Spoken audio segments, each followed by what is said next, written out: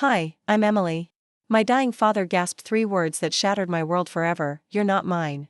24 hours later, I was staring at my birth certificate with a stranger's name where my mother's should be. When I finally tracked down my biological family, what I discovered wasn't just shocking, it was dangerous. Have you ever felt like your entire identity was built on quicksand? Stick around. You're going to want to hear this. Before we jump back in, tell us where you're tuning in from, and if this story touches you, make sure you're subscribed, because tomorrow, I've saved something extra special for you.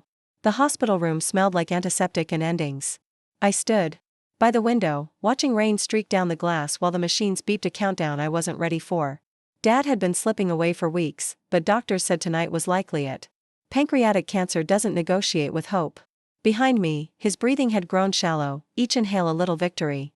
I'd been holding his hand for hours, thumb tracing the paper-thin skin stretched over knuckles that once seemed indestructible to a little girl. The same hands that built my treehouse, taught me to change a tire, and walked me down the aisle. "Water," he whispered, and I reached for the cup with the bendy straw, another small indignity of dying. His eyes, sunken but still sharp, followed me as I held it to his lips. "Better?" I asked, setting it back down. He didn't answer. Instead, his fingers tightened around mine with surprising strength. "Emily," he said, voice clearer than it had been in days. "I need to tell you." I leaned closer, thinking he was going to share some final life wisdom or tell me he loved me one last time. Instead, 3 words: "You're not mine." I froze, certain I'd misheard. "Dad, what?" "The hospital. They switched." His voice faded as a coughing fit took over, and the nurse rushed in, gently moving me aside. "Let's give him a moment," she said kindly, adjusting something on his fore. I backed away, legs unsteady, mind racing. Switched? What was he talking about? I stared at his face, the face I'd always been told I resembled. People always said we had the same eyes, the same stubborn chin. How could I not be his? When the nurse left, I approached again. "Dad, what did you mean?" His eyes fluttered open, clearer now. "The birth certificates. Your mother's jewelry box. Hidden compartment." Each word seemed to cost him tremendously. "You deserve to know. I'm sorry." Before I could ask more, his breathing changed, becoming labored and erratic. The monitors began beeping urgently, and suddenly the room was full of medical staff. Someone guided me out to the hallway where I stood, numb and confused, as they worked to stabilize him. He never regained consciousness. By dawn, I was signing paperwork with a hand that didn't feel like my own, nodding mechanically as the funeral director explained options I couldn't focus on. All I could hear were those 3 words, repeating like a broken record: "You're not mine." 2 days later, I stood in my parents' bedroom. Mom had been gone for 3 years now, staring at the jewelry box that had always sat on her dresser. I'd never paid much attention to it before. It was just a wooden box with mother-of-pearl inlay that held her wedding ring, a few necklaces, and the earrings Dad had given her on their anniversaries. I picked it up, turning it over in my hands. It seemed ordinary, familiar. But Dad had said something about a hidden compartment. I pressed along the edges, tugged at the velvet lining, looking for anything unusual. Nothing. Then I noticed it, the bottom seemed slightly thicker than it should be. I pressed the corners in sequence and heard a soft click. A false bottom slid away, revealing an envelope yellowed with age. My hands trembled as I unfolded the contents. Birth certificates. 2 of them. The first was mine, or at least, the one I'd seen before. Emily Grace Harrison, born to Richard and Margaret Harrison on August 17, 1990, at Westlake Memorial Hospital. The second was unfamiliar. Same date, same hospital, but a different name: Sarah Louise Carmichael, born to Daniel and Catherine Carmichael. Clipped to these was a faded newspaper clipping dated a week after my birth. The headline sent ice through my veins: "Hospital investigates possible infant mix-up." The article was brief, mentioning that 2 baby girls born on the same day might have been accidentally switched, but that DNA testing had resolved the issue to all parties' satisfaction. A handwritten note in my mother's elegant script was folded behind it: "We chose you. We will always choose you. No test can tell us who our daughter is. We agreed with the Carmichaels, no one needs to know. You are ours, Emily. Forever." I sank to the floor, certificate in hand, mind spinning. My entire identity suddenly felt like a borrowed coat, something I'd been wearing without realizing it belonged to someone else. If I wasn't Emily Harrison, who was I? And who were the Carmichaels? Where was their daughter, the real Emily Harrison, now? The floor seemed to tilt beneath me. I'd just lost my father, and now I was losing myself too. I crawled to the bathroom, barely making it before I threw up, heaving until there was nothing left but hollow disbelief. I spent the next day in a daze, moving through funeral arrangements like an automaton. The pastor asked if I wanted to share memories during the service, and I almost laughed. Memories of what? A life built on a lie? I declined. Preparing and narrating this story took us a lot of time, so if you are enjoying it, subscribe to our channel, it means a lot to us. Now back to the story.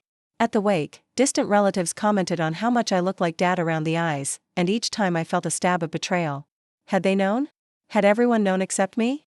I studied their faces for signs of deception but saw only grief and sympathy. My husband, Mark, noticed something was wrong. "You're somewhere else," he said softly as we drove home from the cemetery. "Is there something you're not telling me?" I stared out the window, watching the familiar streets of Burlington blur past. How could I explain that I wasn't who either of us thought I was? That the woman he married might actually be Sarah Carmichael? "I'm just processing," I said finally. "It's been a lot." That night, after Mark fell asleep, I sat at our kitchen table with my laptop, the birth certificate spread out beside me. I typed Catherine Carmichael, Burlington, Vermont, into the search bar and hit enter. Nothing useful came up. I tried variations: Daniel Carmichael, Carmichael family, anything I could think of. Finally, a hit, a real estate listing from 15 years ago, showing a house sold by Daniel and Catherine Carmichael before relocating to Lakeside, Oregon. Across the country. I sat back, heart pounding. They were real. This wasn't some deathbed hallucination of my father's. The Carmichaels existed, and they had raised a daughter who should have been raised in my home, with my parents. I found more breadcrumbs online. A faculty page showing Catherine Carmichael was a literature professor at Lakeside Community College. A local newspaper article mentioning Daniel's dental practice. And then, a graduation announcement from 5 years ago. Dr. and Mrs. Carmichael proudly announced the graduation of their daughter, Sarah, from Oregon State University with a degree in marine biology. Sarah. My name. My real name. There was a photo. I stared at it for a long time, looking for something familiar in her features. We had the same color hair, chestnut brown, but hers was curly where mine was straight. Her face was rounder than mine, her smile wider. But her eyes? I leaned closer to the screen. We had the same eyes. It was like looking at an alternate version of myself, the me that might have been if fate hadn't intervened. I felt a strange mix of curiosity and resentment. This woman had lived my life while I'd lived hers. Did she know? Had her parents, my biological parents, told her the truth? I printed the photo and information, then closed my laptop. Mark would be up in a few hours, and I needed to decide what to do with this revelation. Tell him? Keep it to myself? Try to contact the Carmichaels? The decision came in the gray hours before dawn. I had to know. I deserved to know. My father's last act had been to give me truth, and I couldn't just file it away and pretend nothing had changed. Over breakfast, I showed Mark everything: the certificates, the clipping, the note, my online discoveries. "Jesus, he whispered, looking up from the documents. "What are you going to do?"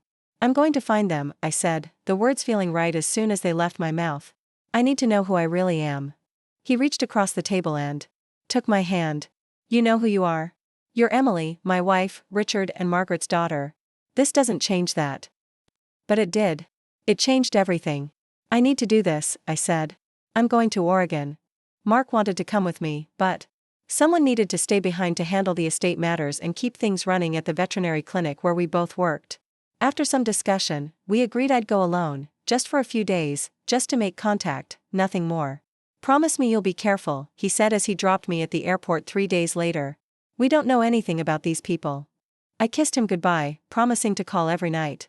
As I boarded the plane, I felt a strange lightness. For 3 decades, I'd been Emily Harrison, defined by the expectations and history of the Harrison family. Now, for a brief moment, I was nobody, suspended between identities, between families, between lives. Lakeside, Oregon was smaller than I expected, a picturesque coastal town with Victorian-style homes climbing the hills above a crescent-shaped bay. I checked into a small bed and breakfast near the water, dropped my suitcase on the floral bedspread, and stood at the window looking out at the unfamiliar landscape. My biological parents lived here. Somewhere in this town were the people whose blood ran in my veins, whose genetic code had shaped my body, whose daughter I technically was. And somewhere here was the woman who'd been raised as their child instead of me. I'd found their address through a simple online search. The Carmichaels weren't hiding. Their home was about 2 miles from my B&B, a blue Victorian with white trim on Spruce Street. I pulled it up on my phone's map app, briefly considering going there immediately, but hesitated. What would I say? "Hi, I think I'm your biological Daughter who was switched at birth 33 years ago. Surprise. Instead, I decided to start with more reconnaissance. The college website said Catherine taught American literature on Monday, Wednesday, and Friday afternoons. Today was Wednesday. I could go to the campus, maybe observe her from a distance, get a sense of who she was before making contact. The community college was small but modern, with a central quad surrounded by brick buildings. I found the English department easily, and lingered in the hallway, pretending to study the bulletin board while watching the office doors. At 2:15, a woman emerged from one of them, slender, with silver-streaked brown hair pulled back in a neat bun, reading glasses hanging from a chain around her neck. She was carrying a stack of books and walking with purposeful strides toward the classroom at the end of the hall. Catherine Carmichael. My biological mother. I followed at a distance, slipping into the back row of the lecture hall after she'd begun her class. She was discussing Faulkner with animation, her hands moving expressively as she quoted passages from A Rose for Emily. The irony of the name wasn't lost on me. I studied her features, looking for traces of myself. We had similar cheekbones, I thought, and maybe something about the way she tilted her head when listening to a student's question. It was surreal, like watching a future version of myself in an alternate timeline. When class ended, I slipped out quickly, not ready to be noticed yet. I needed time to process, to plan my approach. I walked along the bay, watching seagulls wheel above the water, trying to imagine growing up here instead of in Vermont. Would I have become a different person? Would I still have become a veterinarian? Would I have met someone like Mark? As the sun began to set, I made a decision. I would go to their house tomorrow. I would introduce myself and explain why I had come. Whatever happened next, at least I would have answers. That night, I called Mark as promised. I saw her, I said. My biological mother. She teaches literature and quotes Faulkner and has my cheekbones. Are you okay? He asked, concern evident in his voice. I don't know what I am, I admitted. Everything feels unreal, like I'm watching someone else's life. Just remember who you are, he said softly. Whatever you discover, you're still you. But that was the question, wasn't it? Who was I? Emily Harrison or Sarah Carmichael? Nature. Or nurture? Biology or upbringing? The answer felt both vitally important and completely meaningless. I slept poorly, dreams filled with babies being carried down hospital corridors, tags switched, fates rearranged. In one dream, I was standing in front of two doors, knowing I had to choose one but unable to move my feet. Morning came with fog, rolling in from the bay, shrouding the town in a dreamlike haze that matched my state of mind. I dressed carefully, jeans, a simple blue sweater, minimal jewelry. I wanted to look approachable, unthreatening. After all, I was about to upend these people's lives just as mine had been upended. At 10 a.m., I stood on the sidewalk outside the blue Victorian, heart pounding. The garden was well tended, with late-blooming roses climbing a trellis beside the porch steps. A wind chime tinkled softly in the breeze. It looked like a happy home. I took a deep breath and walked up the path. Before I could lose my nerve, I climbed the steps and rang the doorbell. Long moments passed. I was about to ring again when the door opened. A man stood there, tall and lean with salt and pepper hair and glasses. Daniel Carmichael. My biological father. He looked at me with polite curiosity, no recognition in his eyes. Why would there be? He'd never seen me before. Can I help you? He asked. Words suddenly failed me. How do you begin such a conversation? What sentence could possibly bridge the gap between stranger and daughter? My name is Emily Harrison. I managed finally. I was born at Westlake Memorial in Burlington, Vermont. On August 17, 1990. His expression changed instantly, shock, then something like fear flickering across his features. Who sent you? He asked, voice tense. No one, I said, confused by his reaction. My father, the man who raised me. He told me just before he died. About the switch. I found the birth certificates. Daniel Carmichael glanced over his shoulder, then back at me. For a moment, I thought he might close the door in my face. Instead, he stepped outside, pulling the door shut behind him. You shouldn't have come here, he said in a low voice. It's not safe. Not safe? I repeated, bewildered. I just wanted to meet you. To understand, you don't understand anything, he interrupted. Listen to me carefully. You need to leave. Go back to Vermont, go back to your life. Forget you ever found out about the switch. My confusion was quickly turning to anger. Forget? How am I supposed to forget something like this? My entire identity is not worth your life. He finished, his expression grim. Please. I don't have time to explain, but you being here puts both of us in danger. Before I could respond, the door opened behind him. Catherine Carmichael stood there, her expression shifting from mild curiosity to shock as her gaze settled on me. Daniel, she said, voice barely above a whisper. Who is this? He turned to her, placing a protective hand on her arm. She's from Vermont, Kat. She knows about the switch. Catherine's face drained of color. She gripped the doorframe as if to steady herself. Oh God, she breathed. How did you find us? It wasn't exactly difficult, I said, increasingly frustrated. Look, I just want to talk. I just found out my entire life has been based on a mistake, and I thought, it wasn't a mistake, Catherine interrupted sharply. It was deliberate. The world seemed to stop. What? Daniel shot his wife a warning look, but she shook her head. She deserves to know, Daniel. We've been hiding long enough. She turned back to me. You'd better come inside. Numbly, I followed them into a cozy living room filled with books and comfortable furniture. Family photos lined the mantel, Catherine and Daniel at various ages, and a young woman who must be the daughter they'd raised. The daughter who should have been me. Where is Sarah? I asked, my eyes on a graduation photo. Does she know? Catherine and Daniel exchanged glances. Sarah is away, Catherine said carefully. And yes, she knows everything. I sat on the edge of an armchair, feeling like I'd stepped into some bizarre alternate reality. I don't understand. You said the switch wasn't an accident. What does that mean? Daniel sighed heavily, removing his glasses to rub the bridge of his nose. It means we did it on purpose. Your mother, Margaret, and I arranged it. The room seemed to tilt. That's not possible. Why would you? Because we were trying to protect both of you, Catherine cut in, her voice tight. From him. From who? Your biological father, Daniel said quietly. My brother, James Carmichael. I stared at him, uncomprehending. Your brother? But the birth certificate says, we falsified it, Catherine admitted.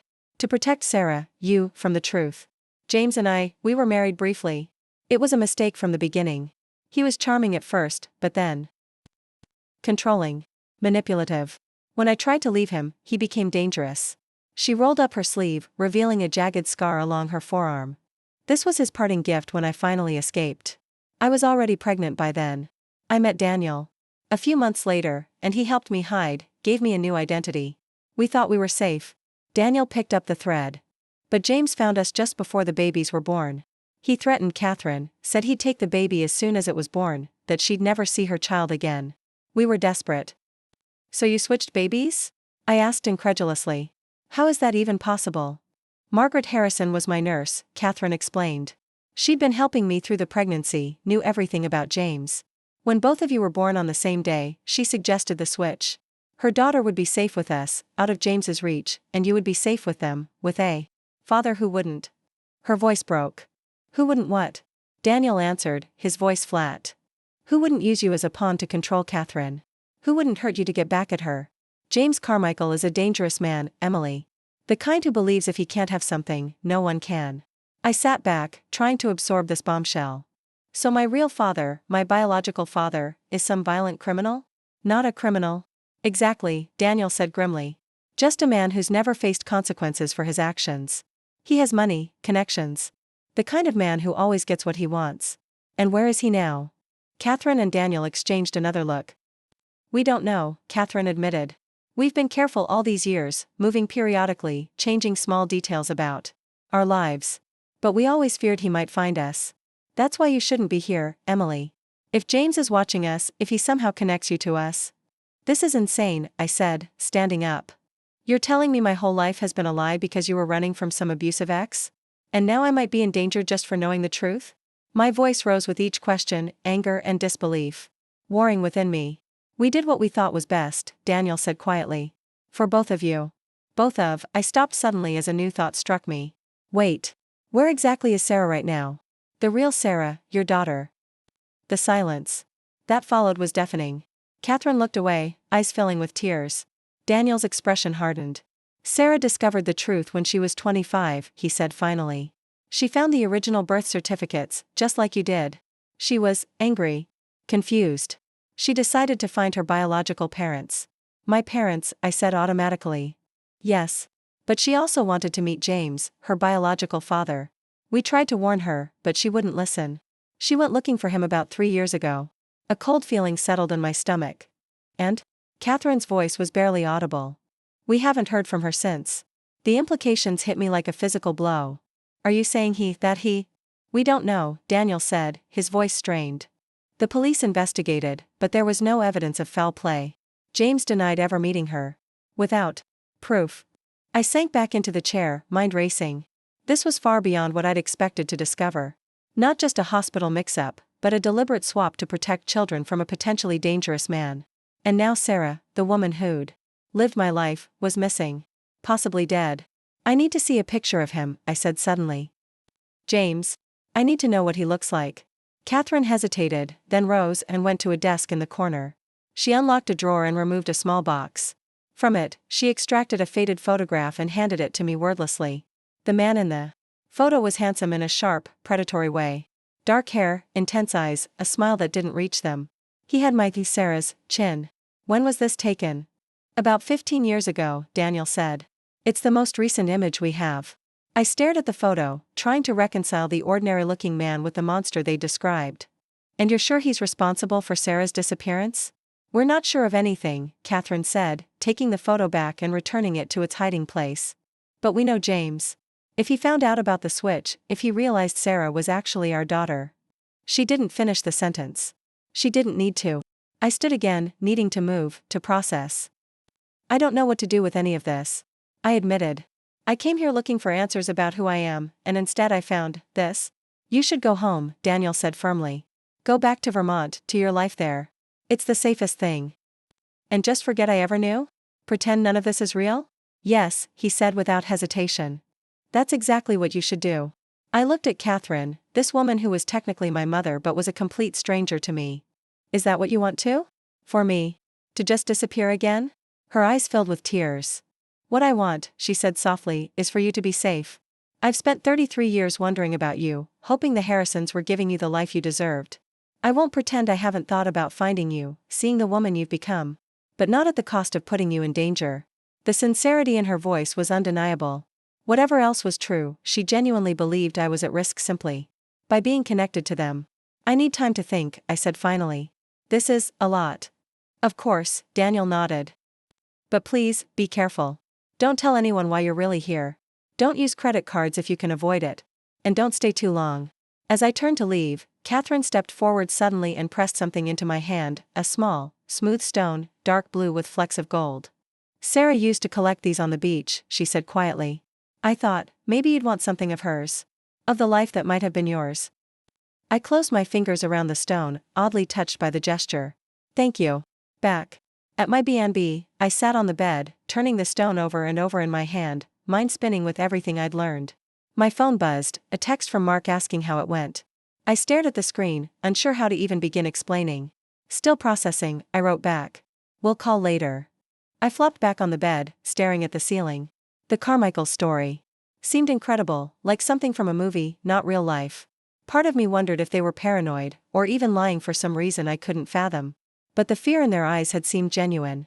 And now there was Sarah, the other switched baby, the woman raised by my parents' choice rather than by chance.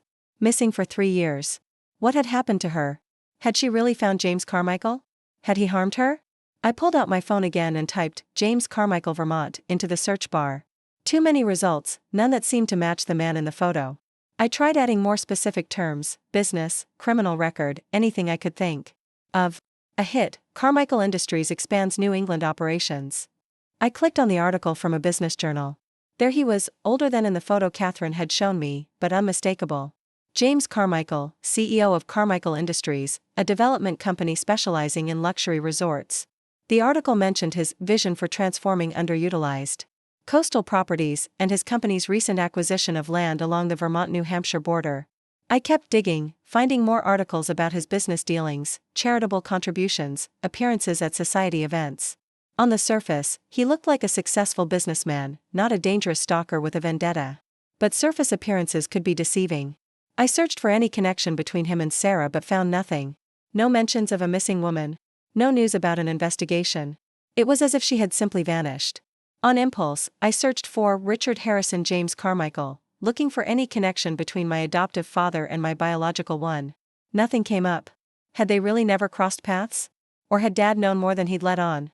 My head was beginning to ache with questions that had no answers. I decided to take a walk, clear my head. The fog had lifted, and late afternoon sunlight glittered on the bay. I followed a path along the water, past bobbing sailboats and weathered piers, trying to make sense of everything.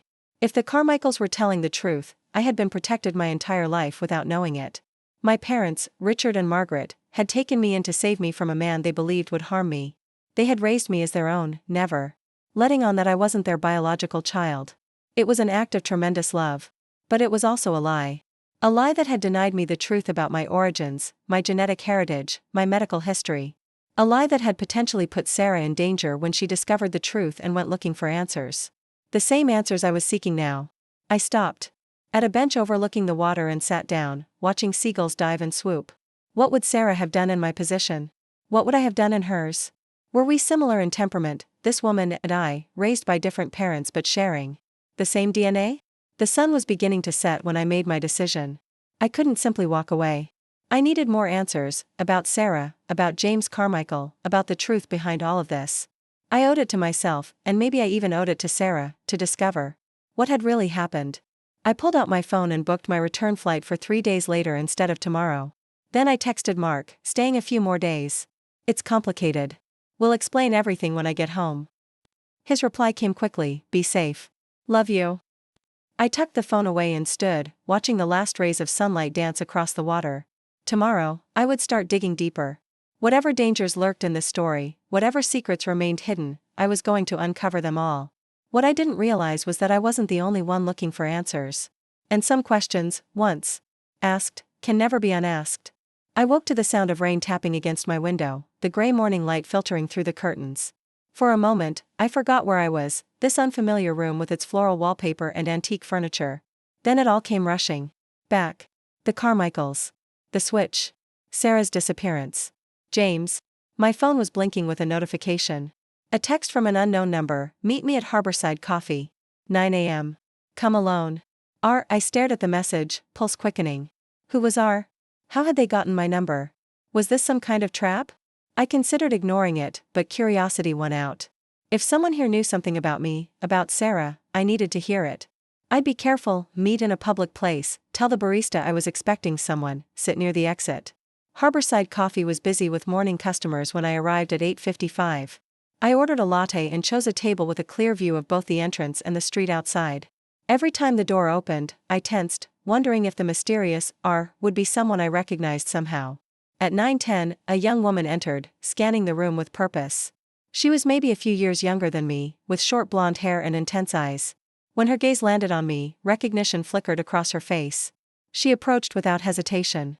Emily Harrison, she asked quietly, sliding into the chair across from me. I nodded, studying her. And you are? Rebecca Williams. I was Sarah's roommate. She placed her phone on the table, screen up, showing a photo of herself with another woman, curly brown hair, wide smile, familiar eyes. This is us 2 years ago, before she disappeared. My breath caught.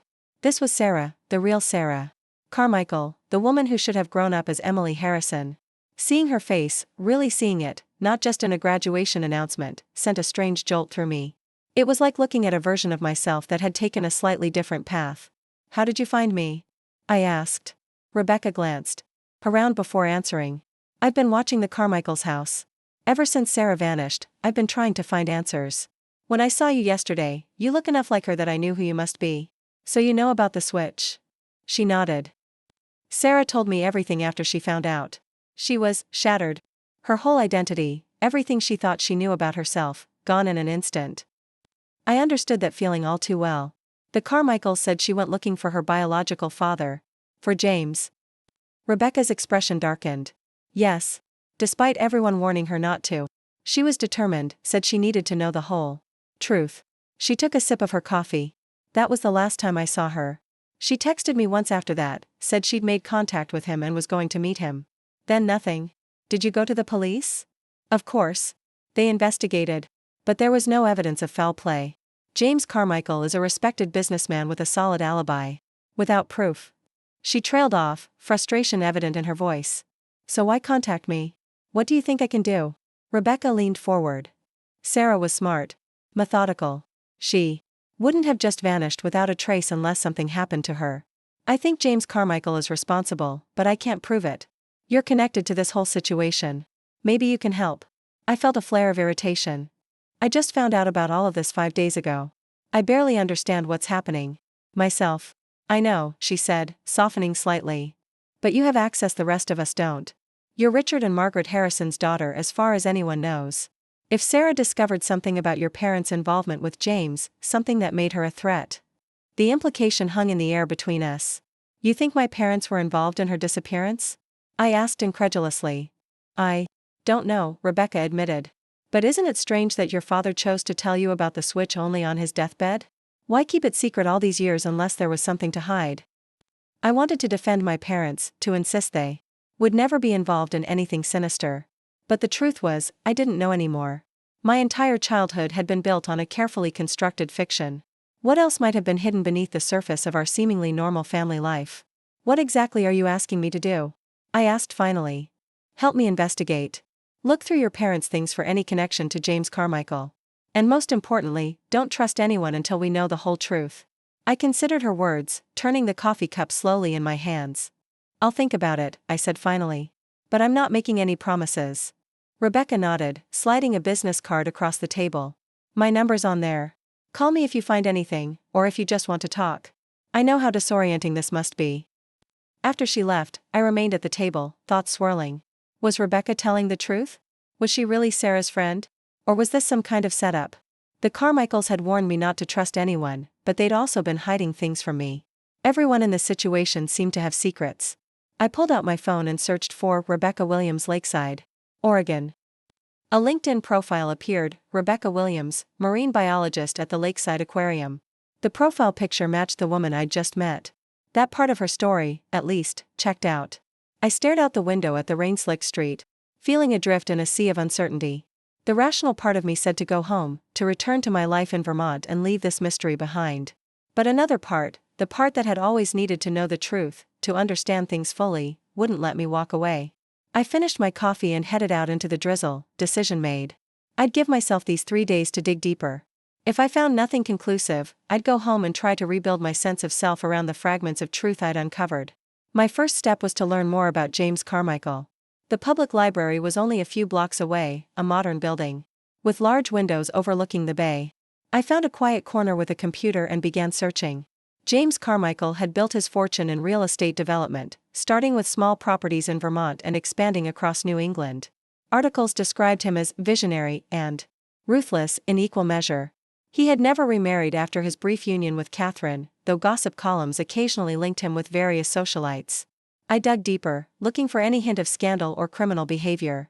There were lawsuits, disgruntled investors, environmental groups protesting his developments, a sexual harassment claim that had been settled out of court. Nothing that screamed dangerous predator, but enough to suggest a man accustomed to getting his way and silencing opposition.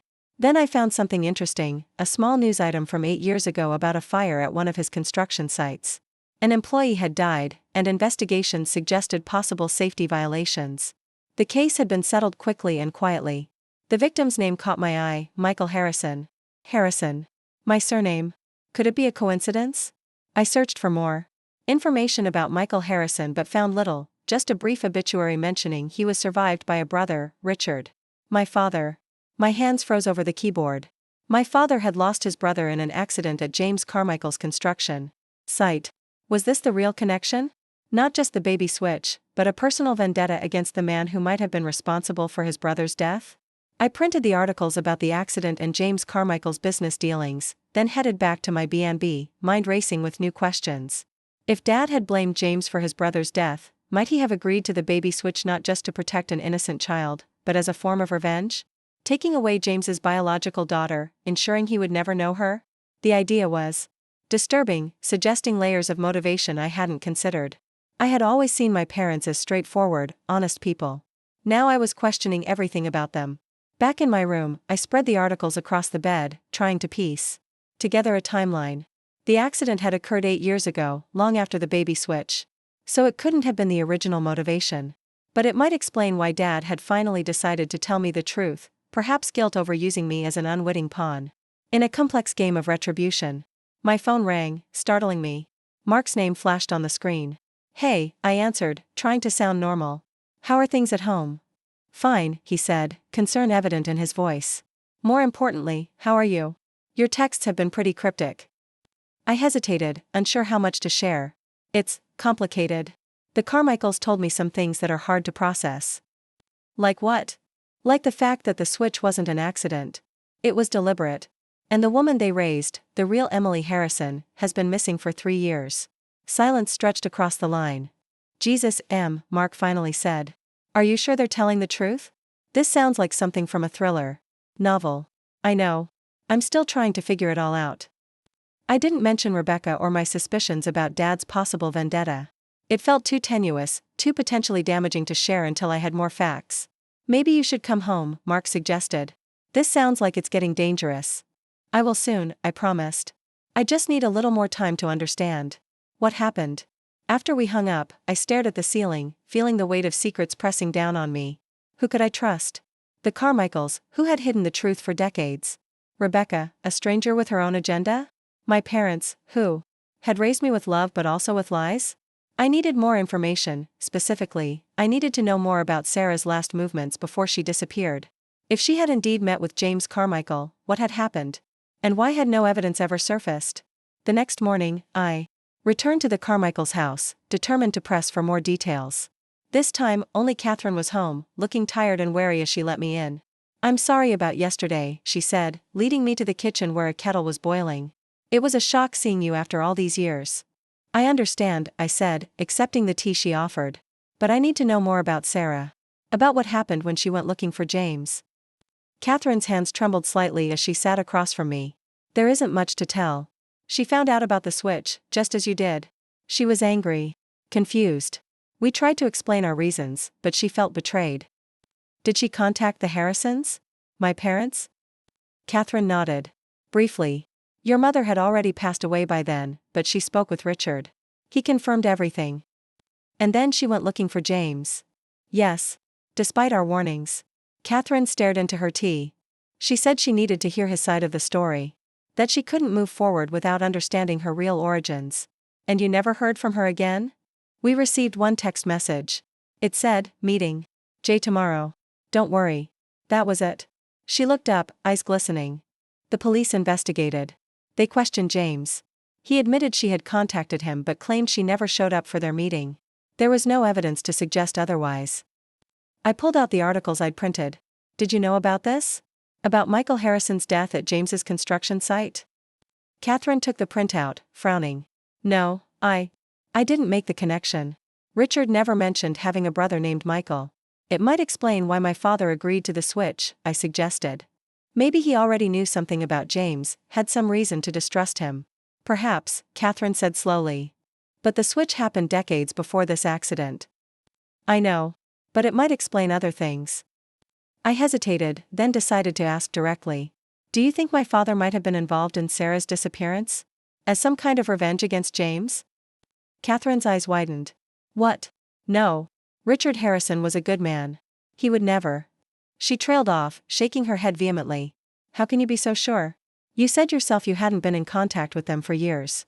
Because I knew him, she insisted. We were friends before any of this happened. He was kind, principled. He wouldn't harm an innocent person, especially not a young woman who was biologically his daughter. I wanted to believe her. I needed to believe that the man who had raised me, who had taught me right from wrong, would never be involved in something so dark. But doubt had taken root, and I couldn't quite shake it. What about Sarah's things? I asked, changing tack. Did she leave anything behind that might indicate what she was planning, where she was going? The police took most of it as evidence, Catherine said. But they returned some items later. She rose and left the room, returning moments later. With a small box. These were in her apartment. Her roommate gave them to us. I opened the box carefully. Inside were typical personal effects, a journal, some jewelry, photographs, a flash drive. May I? I asked, picking up the journal. Catherine nodded. I've read it countless times, looking for clues. The last entry is from 2 weeks before she disappeared. I flipped through the pages, scanning Sarah's neat handwriting. Most entries were mundane, work, friends, daily frustrations. But toward the end, the tone changed. Found out something impossible today, one entry read. My entire life has been a lie. I'm not who I thought I was. Mom and Dad say they were protecting me, but from what? And at what cost? The final entry was brief: contacted JC today. He seemed surprised to hear from me but agreed to meet. Says he has information about the switch that will change everything. I have to know the truth, whatever it is. I set the journal down, a chill running through me. What information could James have had? He wasn't even involved in the switch, was he? No, Catherine said firmly. He had no idea. That was the whole point, to keep you away from him. I picked up the flash drive next.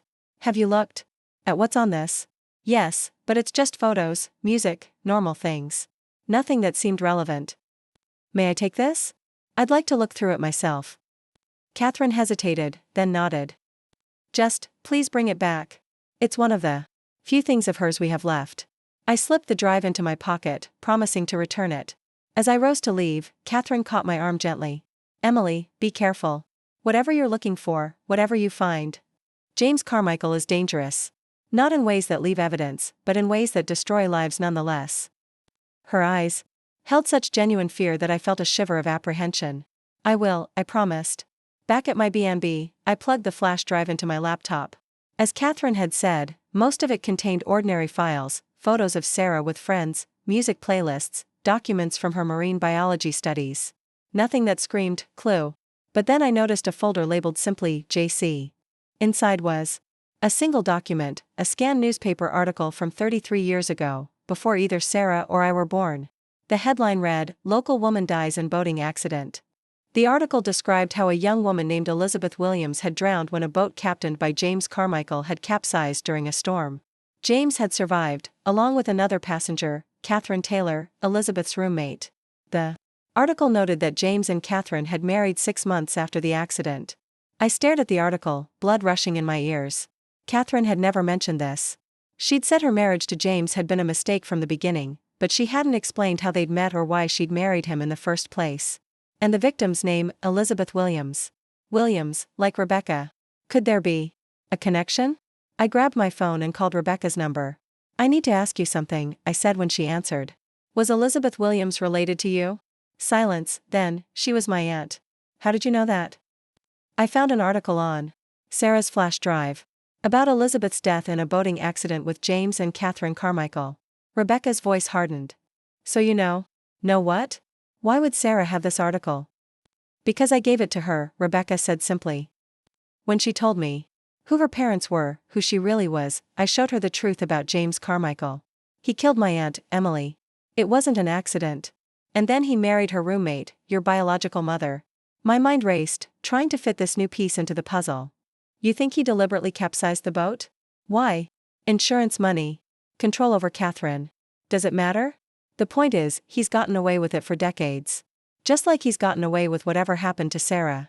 I closed my eyes, trying to process. Why didn't you tell me this yesterday? Would you have believed me?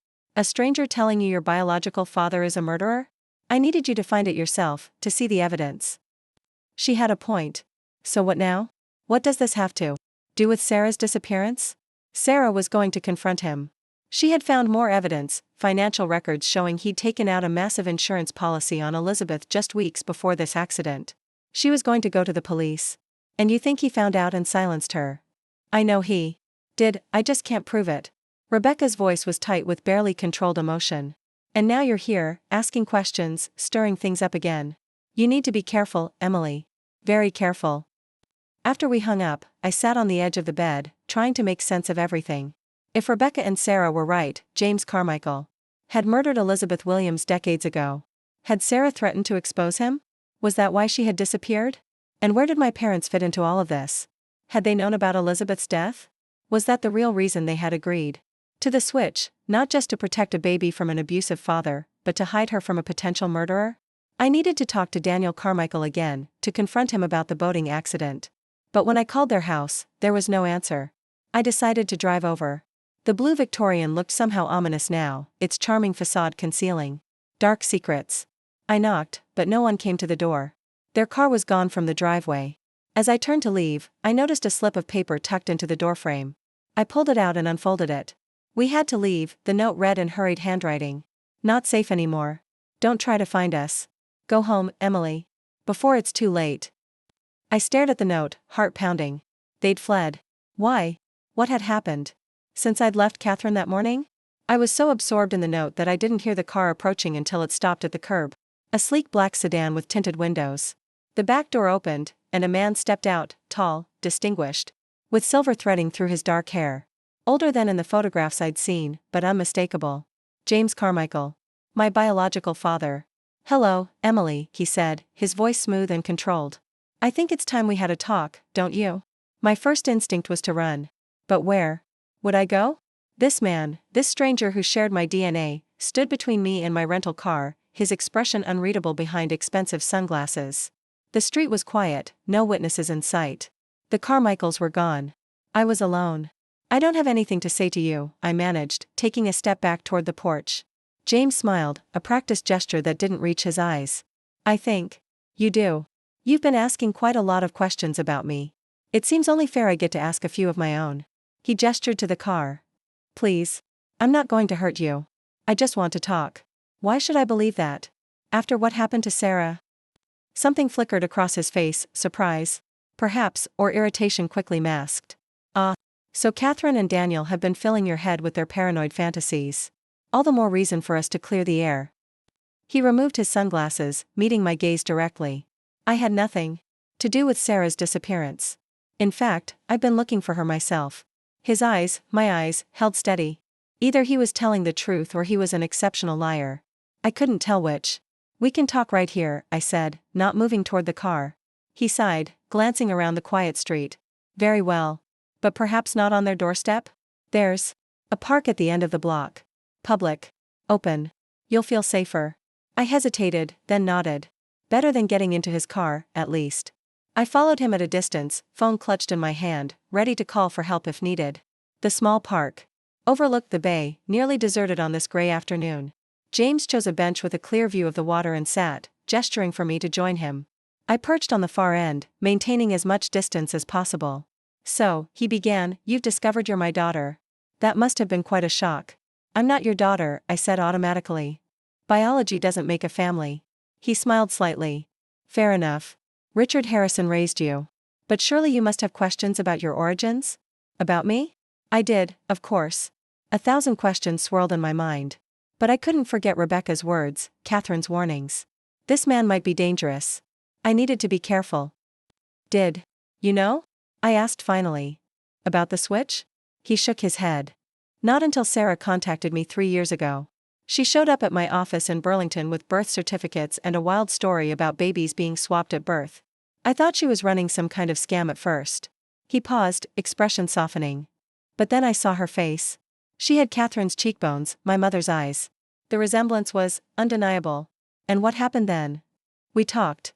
She had questions, about me, about why Catherine had left, about her real origins. I answered as best I could. We had dinner. Made plans to meet again." His jaw tightened. "She never showed up for our second meeting.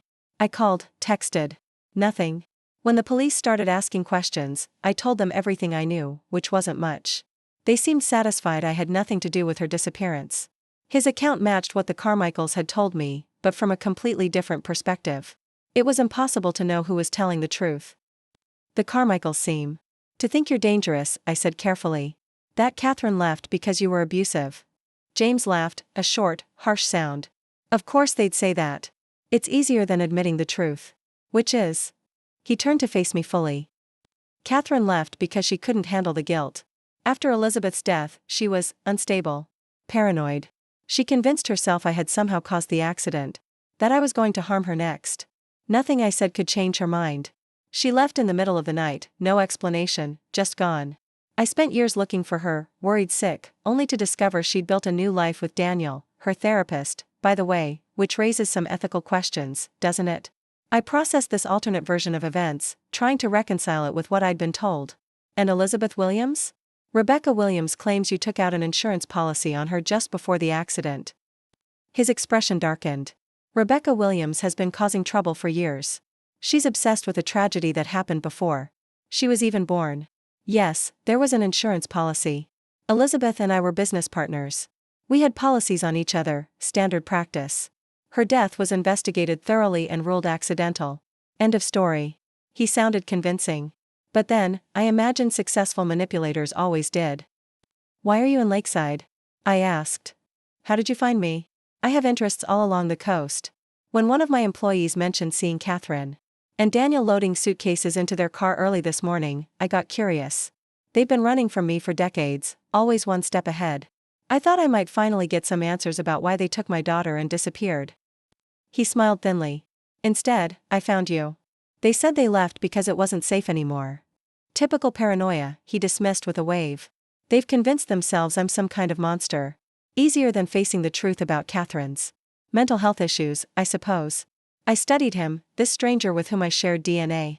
He was articulate, composed, his story plausible. But something felt off, a certain coldness behind his words, perhaps, or the calculating way his eyes assessed me. What do you want from me? I asked directly. Want? Nothing. But since you're here, since you've discovered this connection between us, I thought perhaps we could get to know each other. I've lost one daughter. I'm not interested in losing another. The word daughter sent an uncomfortable shiver through me. I already have a father, I said. Had a father, I corrected, the grief of Dad's death still fresh. Of course. I'm not trying to replace Richard Harrison. But wouldn't you like to know where you came from? Your medical history? The parts of yourself that might be explained by genetics rather than upbringing? He was good, targeting exactly the questions that had brought me to Oregon in the first place. The desire to understand my origins, to know the complete truth about myself. Maybe, I conceded. But not today. I need time to process everything. He nodded, appearing to respect my hesitation. I understand. Here's my card. My cell number is on the back. Call me when you're ready to talk more. He stood, straightening his immaculate suit. I'm staying at the Oceanside Hotel if you change your mind sooner. Room 712. I took the card automatically, watching as he walked back toward his waiting car. Only when he had driven away did I realize I was shaking, from stress, from confusion, from the surreal nature of the entire encounter. I pulled out my phone and called Rebecca. I just met James Carmichael, I said when she answered. What? Where? Are you okay? At the park near the Carmichael's house. They've left town, packed up and disappeared. I hesitated. He said he had nothing to do with Sarah's disappearance. That he's been looking for her too. Rebecca's laugh was bitter. Of course he'd say that. Did he also tell you Catherine is unstable? That Elizabeth's death was just a tragic accident? Yes, I admitted, unsettled by her accuracy. That's his standard line. He's been using it for years. Emily, listen to me. James Carmichael is a master manipulator. He twists the truth just enough to make his version sound plausible. Don't trust him. I don't, I assured her. But I don't know who to trust anymore. Everyone has a different version of the same events. Trust the evidence, Rebecca said firmly.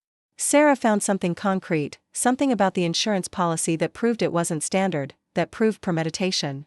That's why she disappeared. If we could find that same evidence. How? Where would we even look? Sarah mentioned a safety deposit box. She never told me which bank, but she said that's where she was keeping copies of everything she'd found. If we could locate it. I thought about my remaining time in Lakeside, less than 48 hours before my flight home. I'll help you look, I decided. But I need to understand what happened to Sarah. Not just for her sake, but for mine too. If James Carmichael is as dangerous as you say, I need to know exactly what I'm dealing with. We agreed to meet at Rebecca's apartment that evening to formulate a plan. In the meantime, I needed somewhere to clear my head, to process everything I'd learned. I drove to the beach, finding a quiet stretch of sand away from the few dog walkers. Braving the chilly afternoon. The waves crashed rhythmically against the shore, a constant in the midst of all this uncertainty. Who was telling the truth? The Carmichaels, who claimed they'd switched babies to protect me from an abusive father. James, who suggested Catherine had mental health issues and had fled due to irrational paranoia. Rebecca, who believed James had murdered her aunt and later silenced Sarah when she discovered evidence? And where did my parents fit into all this? Had they simply been kind people trying to protect a vulnerable child? Or was there more to their involvement, some connection to James through Dad's brother Michael? I pulled out my phone and called Mark. I needed to hear a familiar voice, someone connected to the life I'd known before all of this. Hey, he answered, sounding relieved. I was just thinking about you. I miss you, I said, surprising myself. With the emotion in my voice. What's going on, Em? Are you okay? I took a deep breath and told him everything, the Carmichael's flight, my encounter with James, the conflicting stories, Sarah's disappearance, the evidence she might have found.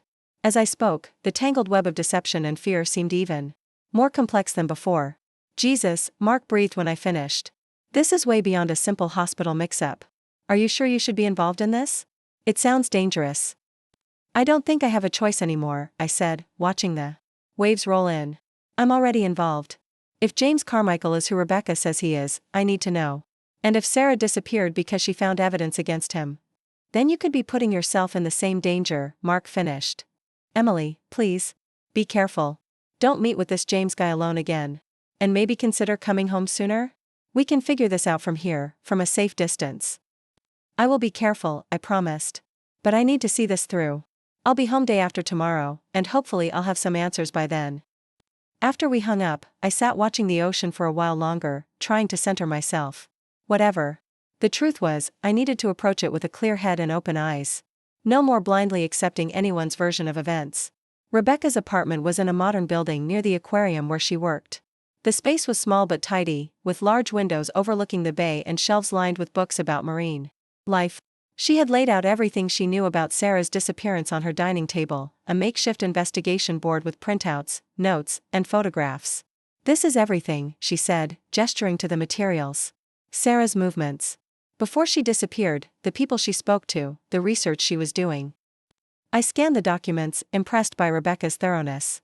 You've put a lot of work into this. She was my best friend, Rebecca said simply. And no one else seemed to be taking her disappearance seriously.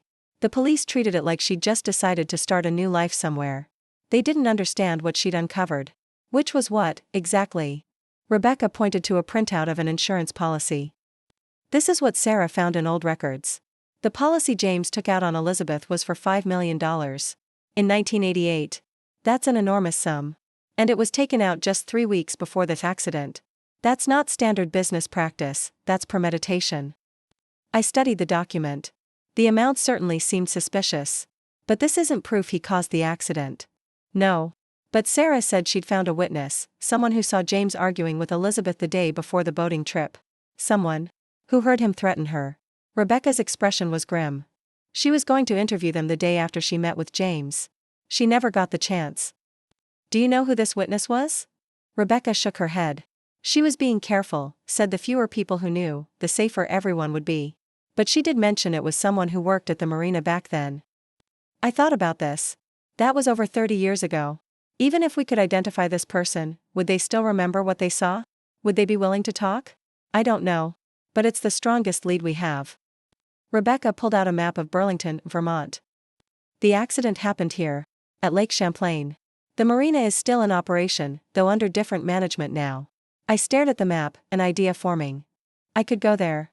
When I get back to Vermont, I could talk to people, see if anyone remembers. Rebecca looked skeptical. It's a long shot. And potentially dangerous if James realizes what you're doing. He already knows I'm asking questions. And I'll be careful. I studied the investigation. Bored again. What about the safety deposit box? Any ideas which bank it might be in? Sarah used Coastal Federal Bank for her regular banking. It would make sense if she kept the box there too. Then we start there tomorrow, I decided. See if they'll tell us anything. As it turned out, banks don't readily share information about safety deposit boxes, especially not to people who aren't authorized to access them. We spent the morning going from bank to bank in Lakeside, with no success. This isn't working, I said as we left the third bank. We need a different approach. Rebecca looked frustrated. If we had more time. I know. But my flight's tomorrow morning. I thought for a moment. What about Sarah's apartment? Did she leave anything there that might point to where the box is? The police searched it thoroughly, and I went through everything after they were done. There was nothing obvious. Nothing obvious, I repeated. But maybe something not obvious? A clue she left deliberately hidden? Rebecca's eyes widened. Like a code or something? That actually sounds like Sarah. She loved puzzles, always hiding little surprises for me to find. Is her apartment still available? Could we look? The lease ended a year after she disappeared. Her things are in storage now. Rebecca hesitated. But I have access. I've been paying the storage fee. The storage unit was small, filled with carefully labeled boxes, kitchen, books, clothes. Rebecca had preserved everything, perhaps hoping Sarah would return one day to reclaim her life. Where should we start? I asked, surveying the stacked containers. Her desk, maybe? That's where she kept important documents. Rebecca pulled out a box labeled office and opened it. We spent the next hour meticulously going through Sarah's papers, bills, academic records, research, notes. Nothing that seemed to indicate where a safety deposit box might be. What about her computer? I suggested. Did she leave any digital clues? The police took her laptop. They returned it later, but there was nothing useful on it. Rebecca frowned. Though she did have a habit of hiding important files in plain sight, changing extensions, burying them in system folders. Do you still have it? She nodded, pulling a MacBook from another box. Battery's probably dead, but I have a charger at home. Back at Rebecca's apartment, we set up the laptop and began searching. The computer was password protected, but Rebecca knew the code: Sarah's mother's birthday, ironically Catherine's birthday. The files looked ordinary at first glance: research documents, photos, music. But when we dug deeper into the system folders, we found something interesting: a file named System. Bach, that wasn't actually a system file. This could be it, Rebecca said, opening the file. Inside was a single document, a letter addressed to whoever finds this. My heart raced as I began to read. If you're reading this, something has happened to me. I've uncovered evidence that James Carmichael deliberately caused the boating accident that killed Elizabeth Williams in 1988. The insurance policy was just the beginning. There's more: witness statements, financial records showing he was nearly bankrupt before the payout, a threatening letter he sent Elizabeth the week before.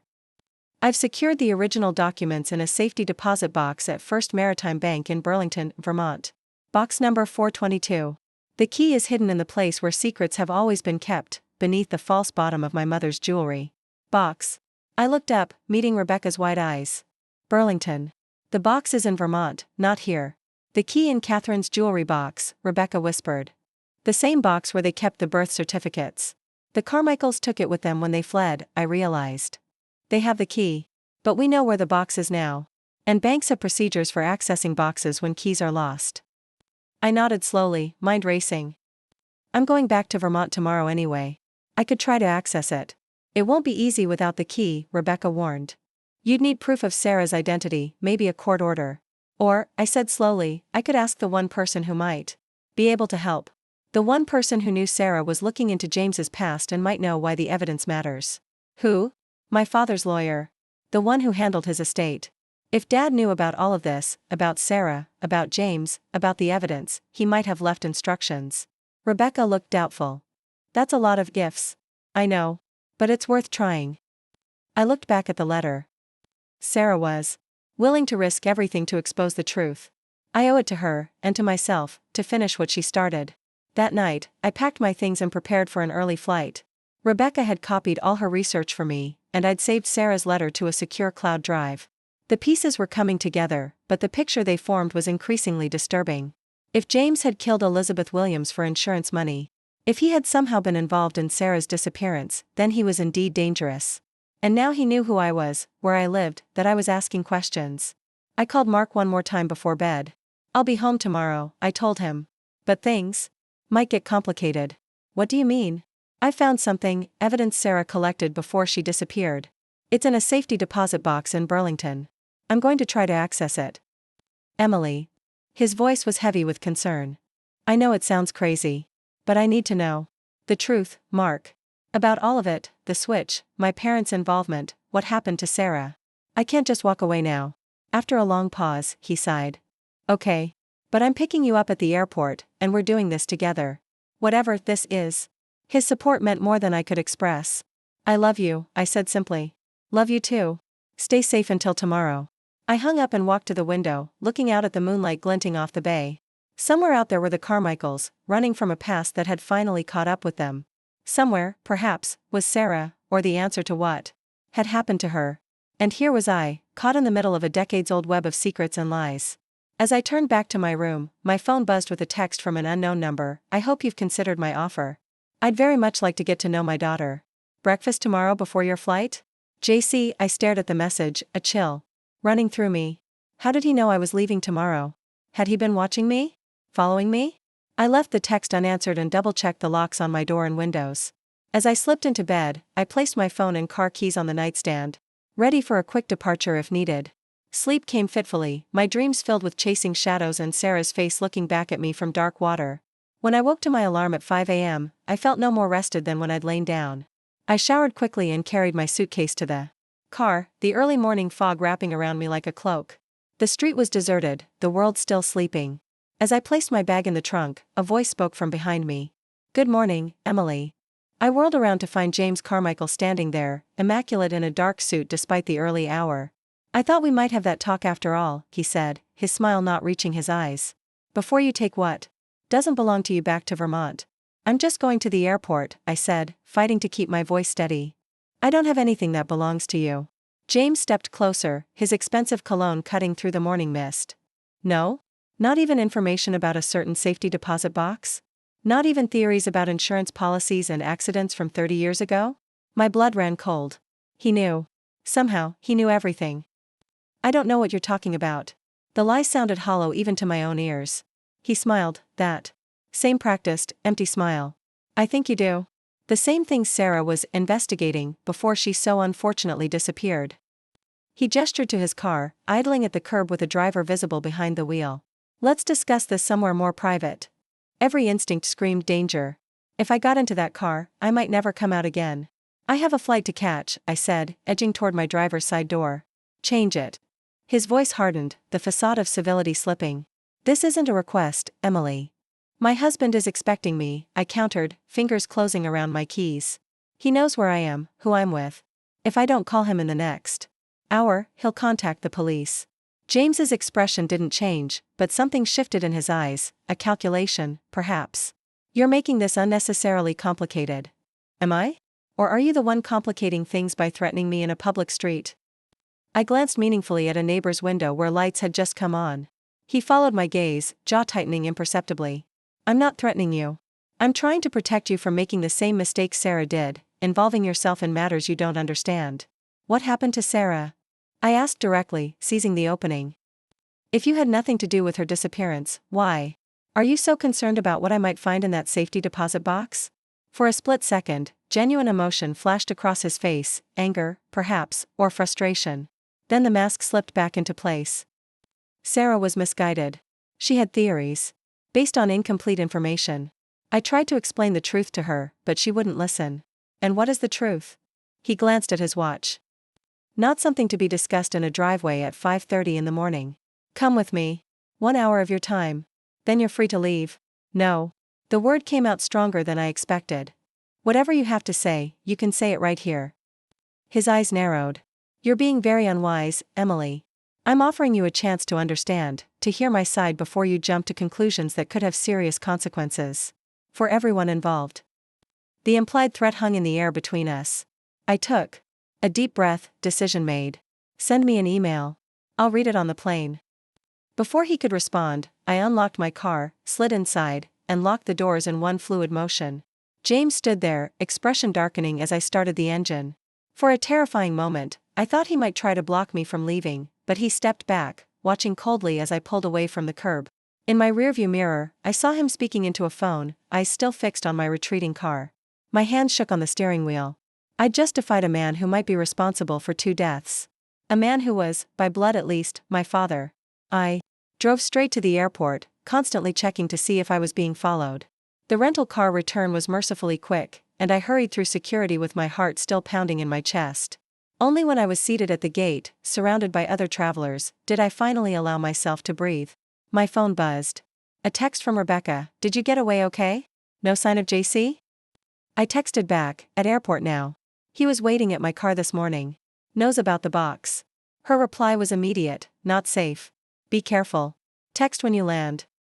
I promised I would, then turned my attention to my surroundings, studying each passing face for signs of threat. Would James have sent someone to follow me? To prevent me from reaching Vermont? The thought seemed paranoid, yet after our confrontation, I couldn't dismiss it entirely. When boarding finally began, I felt a surge of relief. Soon I'd be in the air, beyond his immediate reach. Soon I'd be home, with Mark, where I could process everything that had happened and decide my next steps. The flight was mercifully uneventful. I spent most of it staring out the window, watching clouds drift beneath the plane, trying to organize my thoughts. By the time we landed in Burlington, I had a rough plan formed. Mark was waiting at arrivals, concern evident in his eyes as he scanned the deplaning passengers. When he spotted me, his face lit up with relief. I practically ran into his arms, the familiar warmth and solidity of him a balm to my frayed nerves. "You okay?" he murmured into my hair. Better now, I said. Truthfully. Then, pulling back, we need to talk somewhere private. In the car, I told him everything: James's appearance at my B&B, the confrontation that morning, Sarah's letter, and the safety deposit box. Mark listened without interrupting, his knuckles widening on the steering wheel as the story progressed. So this guy, your biological father, might be responsible for 2 deaths, and now he knows you're looking into him? He summarized when I finished. Emily, we need to go to the police. With what evidence? A 30-year-old insurance policy and a missing woman who might have had proof but now doesn't? They'd never take it seriously. They might if we tell them James threatened you this morning. I considered this. He was careful. Never explicitly threatened me. Always maintained plausible deniability. I shook my head. No, we need to see what's in that box first. If Sarah really did collect evidence, something concrete. Mark sighed, clearly unhappy but recognizing my determination. Fine. But we do this together. And at the first sign of real danger, we go to the police. Promise me. I promise, I agreed, squeezing his hand. Our first stop was my father's lawyer, Arthur Pembroke. His office was in an old brownstone downtown, the waiting room filled with leather-bound law books and the faint smell of pipe tobacco. His secretary, a woman who'd been with the firm since before I was born, smiled warmly as we entered. Emily. It's good to see you, dear. How are you holding up? I'm managing, Mrs. Hendricks. Is Mr. Pembroke available? It's important. She nodded sympathetically. He's just finishing a call. Go on in. Arthur Pembroke was in his 60s, with silver hair and kind eyes behind wire-rimmed glasses. He rose as we entered, extending his hand to Mark before turning to me with genuine concern. Emily. This is an unexpected pleasure. How can I help you today? I took a deep breath.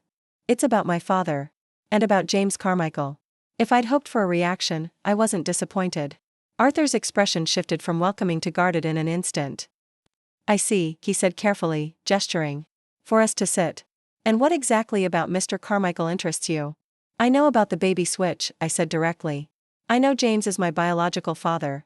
And I know his daughter, the real Emily Harrison, went missing 3 years ago after investigating him. Arthur's face gave nothing away, but he took a moment before responding, fingers steepled in front of him. Your father mentioned he told you about your origins before he passed. But I wasn't aware you'd taken it upon yourself to investigate further. So you knew? All along? He nodded slowly. I've been your family's attorney for over 30 years, Emily. Your father trusted me with many sensitive matters. Including the deliberate switching of babies? Mark asked, a hint of accusation in his voice. Arthur shot him a measured look. Including the legal adoption of a child whose mother had requested protection and anonymity. Everything was done properly. Yes, you. Except for telling me the truth, I pointed out. That decision was your parents', not mine. Arthur's tone softened. They believed they were protecting you. And perhaps they were right to be concerned, given what you're telling me about Sarah Carmichael's disappearance. I leaned forward. So you know about that too? I know she contacted your father shortly before she vanished. He was troubled by their conversation. This was new information. What did they discuss? Arthur hesitated, then seemed to make a decision. Richard never shared the specifics with me. But afterward, he added a codicil to his will, instructions to be followed in the event that you ever discovered your connection to James Carmichael and came asking questions. My heart raced. What instructions? Arthur rose and crossed to a filing cabinet, unlocking it with a key from his pocket. He withdrew a sealed envelope with my name written in my father's familiar handwriting. This is for you. He asked that I give it to you only if you specifically inquired about James Carmichael. With trembling fingers, I opened the envelope. Inside was a letter, dated just 2 months before Dad's cancer diagnosis. My dearest Emily, it began. If you're reading this, then I'm gone, and you've learned the truth about your birth. I'm sorry I couldn't find the courage to tell you while I was alive. Fear silenced me, fear that you might look at me differently, that you might seek out your biological father, that you might be in danger. James Carmichael is not a good man. I learned this first when my brother Michael died at his construction site, not an accident, though it was ruled one. Michael had discovered financial irregularities, evidence of corner cutting that endangered workers. He was going to report it. The day before he died, he called me, scared. Then he fell from scaffolding that witnesses later said had been tampered with. I couldn't prove anything. Carmichael's money buried the truth. But I never forgot. When Catherine approached your mother, she was her nurse during a difficult pregnancy, and told her about needing to hide her baby from James, we understood immediately. We agreed to the switch, to raise you as our own, to protect you from a man capable of silencing anyone who threatened him. If you're investigating him now, you're in danger. Sarah Carmichael came to me with questions, with theories about James's past. She mentioned evidence in a safety deposit box.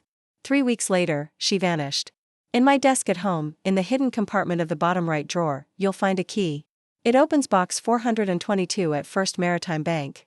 Sarah left it with me. For safekeeping. She said if anything happened to her, someone needed to know where to find the truth. Be careful, my darling girl. James Carmichael has evaded consequences for decades. He won't hesitate to protect himself, no matter the cost. You were always my daughter, not by blood but by love, by choice, by the 1,000 moments we shared. Nothing can ever change that. All my love, Dad. I looked up, vision blurred with tears. Mark had read over my shoulder, his expression grim. I need to get to that box, I said to Arthur. Today. He nodded, understanding in his eyes. I'll call the bank manager. Make arrangements. Within the hour, we were standing in a private room at First Maritime Bank. The manager, a friend of Arthur's, had expedited the process given the unusual circumstances. The safety deposit box sat on the table before us, opened with the key. From my father's desk. Inside was a USB drive, several manila folders of documents, and a sealed envelope labeled, "In case of my death, Rebecca Williams." I started with the folders. They contained exactly what Sarah had described in her letter, financial records showing James's company had been nearly bankrupt before Elizabeth Williams's death, a copy of the massive insurance policy, and witness statements from Marina. Employees who'd overheard arguments between James and Elizabeth the week before the accident. But the most damning evidence was on the USB drive, a scanned letter from James to Elizabeth, dated 1 week before her death. Elizabeth, it read. You've made your position clear. You want out of our arrangement, out of the company we built together. But you seem to forget that I never lose. Not to anyone, and certainly not to you. There are many ways to dissolve a partnership. Some are more permanent than others. Consider carefully before you proceed. Jay, this is a threat, Mark said, reading over my shoulder. This is practically a confession. I nodded, mind racing. But is it enough? After all this time? Combined with the financial motive, the insurance policy, the witness statements, it might be. He squeezed my shoulder. We need to take this to the police, Em. All of it. I agreed, but first, I opened the envelope addressed to Rebecca. Inside was another letter from Sarah, more personal than the one we'd found on her computer. Rebecca, she'd written. If you're reading this, I'm probably dead. James Carmichael is responsible. I confronted him with the evidence about Elizabeth. Told him I was going to the police. He laughed. Said no one would believe me, that evidence has a way of disappearing. Then he said something that chilled me to the bone. Ask your mother what happens to Williams' women who cross me. I'm scared, Becca. But I have to see this through. For Elizabeth. For truth. For justice long delayed. I've made copies of everything. One set is with Richard Harrison, Emily's father. He understands the danger better than anyone. His brother was another of James's victims. If something happens to me, don't give up. Find Emily. She deserves to know the truth about her biological father. And together, maybe you can finish what I started. I love you, always. Sarah. I sat back, emotions churning. Sarah had known the risk she was taking. She'd confronted James directly, armed with evidence but without protection. And she'd paid the ultimate price. We need to call Rebecca, I said, reaching for my phone. She needs to see this. But before I could dial, my phone rang, an unknown number. I hesitated, then answered cautiously. Emily Harrison? A man's voice, unfamiliar. Yes. Who's this? Detective Michael Reeves, Lakeside Police Department. I'm calling about Rebecca Williams. My stomach dropped. What about her? There's been an incident at her apartment. A break-in. Ms. Williams was assaulted. She's in the hospital now. I gripped the phone tighter. Will she be okay? Doctors are hopeful. Before she lost consciousness, she said I should call you. Said it was him, that he knows everything. James. It had to be. He'd gone after Rebecca when he couldn't get to me. Detective. I said, fighting to keep my voice steady. I need to report a threat against myself as well. And I have evidence Rebecca and Sarah Carmichael were gathering, about James Carmichael. The businessman? He sounded surprised. What kind of evidence? Evidence connecting him to Elizabeth Williams's death 30 years ago. And potentially to Sarah Carmichael's disappearance 3 years ago. A pause. That's a significant allegation, Ms. Harrison. I know. And I have documentation to support it. Documents Sarah gathered before she disappeared. Another. Longer pause. Where are you now? First Maritime Bank in Burlington, Vermont. With my husband and my father's attorney. Stay there, he instructed. I'll contact the Burlington police, have them meet you. Don't go anywhere alone. And Ms. Harrison? Be careful. If what you're saying is true. I know, I said quietly. Believe me, I know. After hanging up, I explained the situation to Mark and Arthur. We agreed to wait for the local police to turn over copies of everything while keeping the original secure. He's panicking, Mark observed. Going after Rebecca like that, it's desperate. Sloppy. Dangerous, I corrected. If he's willing to attack her so openly, what else might he do?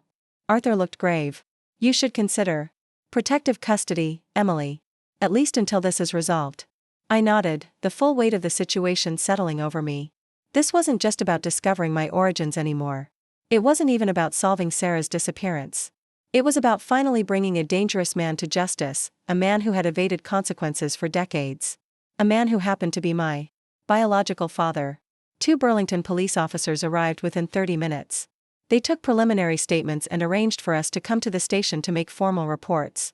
One officer would accompany us, the other would secure the evidence. As we prepared to leave, my phone buzzed with a text. Unknown number again, but I knew immediately who it was from. You've made a serious mistake, Emily. There are consequences for the choices we make. I had hoped for a relationship, but you've chosen a different path. Remember, blood will tell. In the end. JC, I showed the message to the officers, who documented it as additional evidence of threat. Then we drove to the police station, my mind swirling with questions still unanswered. What had happened to Sarah? Was there still a chance she might be alive? And how had James tracked down Rebecca so quickly after I left Oregon?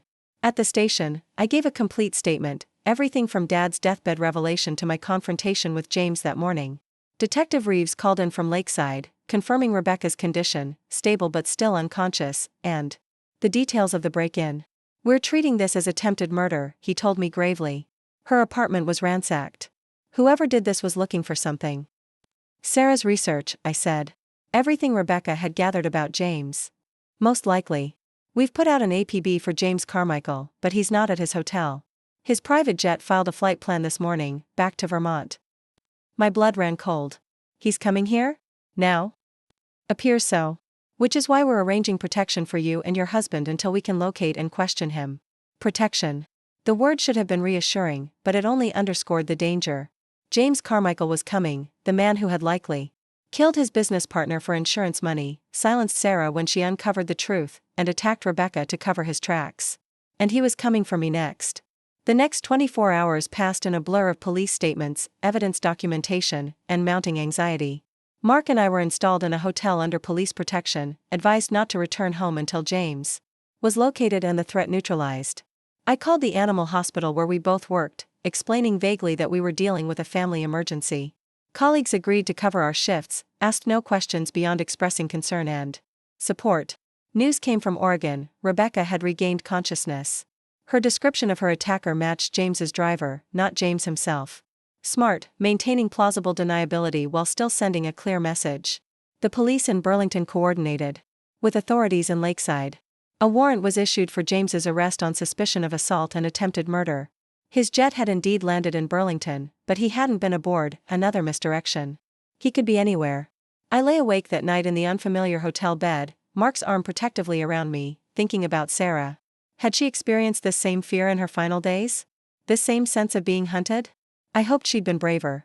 Then I felt in that moment. Morning brought a development. James Carmichael had been located. Not in Vermont or Oregon, but in the Cayman Islands, where he maintained a vacation home.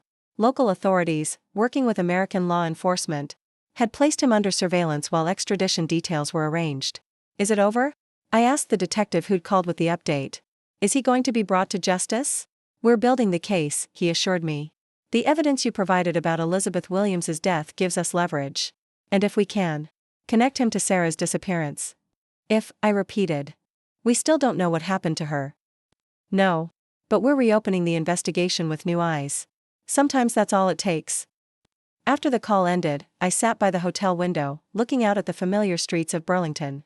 Somewhere out there were the Carmichaels, Catherine, and Daniel, still running, still hiding. Did they know what was happening? That the man they'd feared for decades might finally face consequences? What are you thinking? Mark asked, bringing me coffee. About Sarah. About the Carmichaels. About what happens next. I turned to him. Even if James goes to prison, there are still so many unanswered questions. Maybe some questions don't have neat answers, he suggested gently. Maybe sometimes we have to find peace with the uncertainty. I considered this. I don't think I can. Not yet. There's someone who might have answers, someone I need to talk to. Who? Catherine Carmichael. My biological mother. Finding her wouldn't be easy. The Carmichaels had been experts at disappearing for decades. But they'd always surfaced eventually, establishing new lives in new places. And I had resources now, police contacts, Arthur's connections, even Rebecca once she recovered. I'll help you, Mark promised. Whatever you need to do, wherever this leads, I'm with you. His support meant everything. In the midst of this storm, he was my anchor, my constant. I love you, I said simply. Love you too. No matter what we discover. 3 days later, James Carmichael was extradited to the United States. The evidence against him in Rebecca's assault was compelling. The case regarding Elizabeth Williams's death decades earlier would take longer to build, but prosecutors were optimistic. As for Sarah, her disappearance remained a mystery. But with James in custody and a renewed investigation underway, there was hope for answers at last. I returned home with Mark, our police protection reduced but not eliminated. Life resumed a semblance of normalcy, work at the animal hospital, dinners with friends, quiet evenings together. But beneath the surface, I was changing. The foundation of my identity had been shaken, then rebuilt with new understanding. I wasn't just Emily Harrison anymore, daughter of Richard and Margaret, veterinarian, wife. I was also Sarah Carmichael's counterpart, the other switched baby, the woman who had lived the life that should have been hers. And I was determined to honor that connection, to find the answers she had died seeking, to complete the journey we had both begun when we discovered the truth about our origins. You're not alone in this, Mark reminded me one evening as I pored over maps, searching for where the Carmichaels might have fled. You have me. You have Rebecca. You have the truth, or at least, more of it than before. He was right. The truth, painful as it was, had set something free inside me. The fear that had gripped me in those first days after meeting James was fading, replaced by a steady resolve. I might never have all the answers. I might never fully understand the complex web of decisions and consequences that had shaped my life. But I could move forward with open eyes, embracing both the family that had chosen me and the truth of where I came from. And somewhere out there, Catherine and Daniel Carmichael were waiting, with the final pieces of a puzzle 3 decades in the making. I would find them. I would listen. I would understand. Because some truths, no matter how long buried, demand to be known. And some stories, no matter how painful, deserve to be told. Mine was just beginning. Up next, you've got 2 more standout stories right on your screen. If this one hit the mark, you won't want to pass these up. Just click and check them out. And don't forget to subscribe and turn on the notification bell, so you don't miss any upload from us.